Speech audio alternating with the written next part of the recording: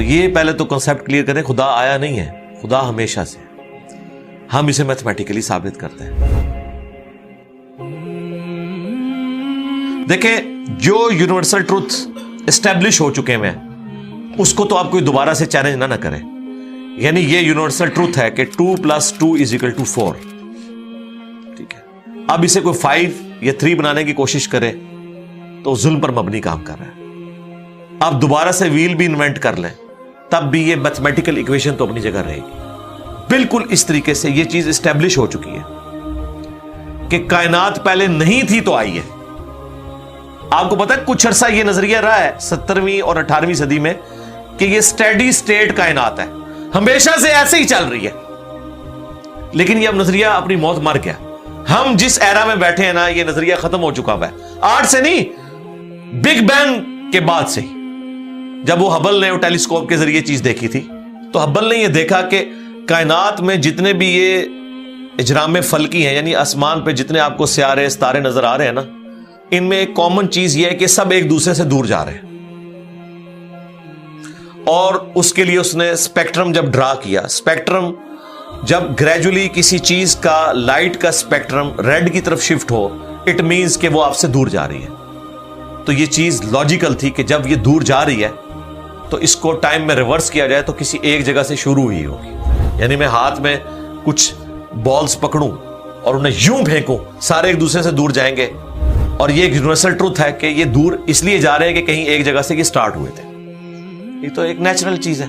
اچھا, انہوں نے کہا کہ اگر ہم ٹائم کو ریورس کریں اور ایسے پوائنٹ پہ پہنچ جائیں کہ جہاں سے یہ چیز سٹارٹ ہوئی تھی, تو اس کو سائنٹسٹ نے نام دیا کہ وہ ایک ایسا پوائنٹ تھا کہ جس کی ڈینسٹی انفینٹ تھی, نہ ختم ہونے والی, اور والیوم 0 تھا.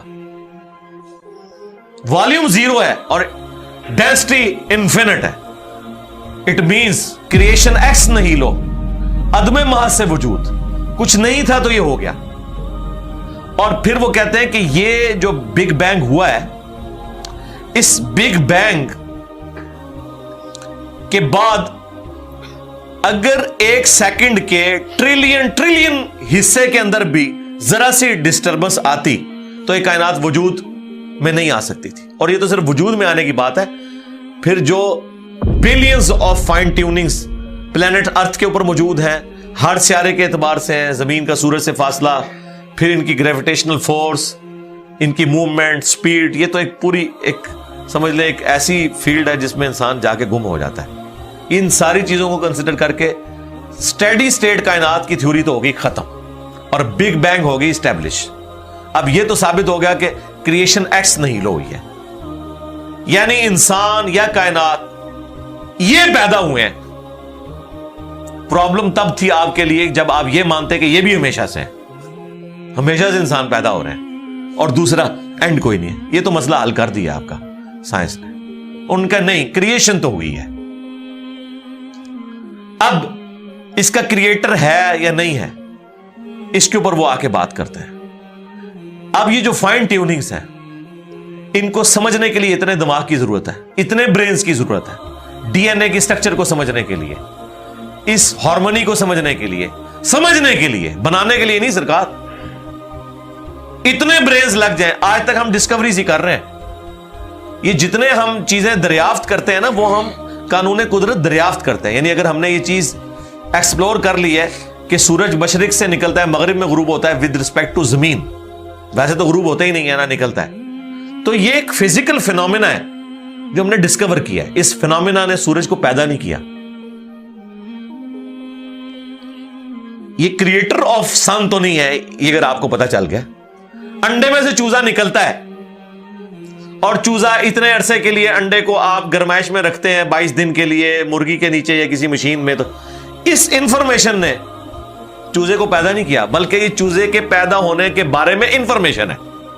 آپ اس کے اندر مزید چلے جائیں, جتنا ڈیپ ڈگ کرتے جائیں, الٹیمیٹلی آپ کی ایک انفارمیشن ایڈ ہوگی. یہ نہیں ہوگا کہ آپ کو یہ پتا چل جائے کہ اس نے پیدا کیا.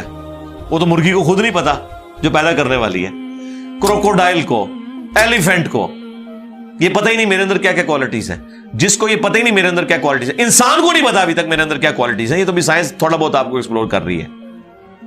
تو کریٹر تو ہم ان کوالٹیز کے ہے ہی نہیں ہے. اور پھر پیچھے ایک برین اس اعتبار سے ہے کہ وہ ایک آرگنائز طریقے سے, اور یہ بھی چیز ڈیفینیٹلی فیزیبلٹی کے تحت آپ سمجھیں میتھمیٹکس میں اسٹیبلش ہو چکی ہے کہ یہ پورے ایک آرگنائز طریقے سے جو چیز چل رہی ہوتی ہے اس کے پیچھے ایک برین ضرور ہوتا ہے.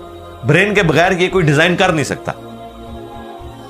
فزکس کا second law of thermo dynamics جو ہے کہ انٹروپی یا تو کانسٹنٹ رہتی ہے یا انکریز کرتی ہے, یعنی ڈس آرڈر. خدا نہ خواستہ یہاں پہ دھماکہ ہو جائے تو ہر چیز بکھر جائے گی. اس کے بعد دنیا کا کوئی دھماکہ دوبارہ اس کو اس حالت میں ارینج نہیں کر سکتا. اس کو کہتے ہیں انٹروپی, کہ کہیں پہ بگاڑ آتا ہے تو وہ بڑھتا ہے. یہ ہو سکتا ہے کہ مزید آپ لوگ لائیں تو یہ بگاڑ اور بڑھتا جائے, یا جتنا ہے اتنا ہی رہے, واپس آرگنائز نہیں ہو سکتا. جب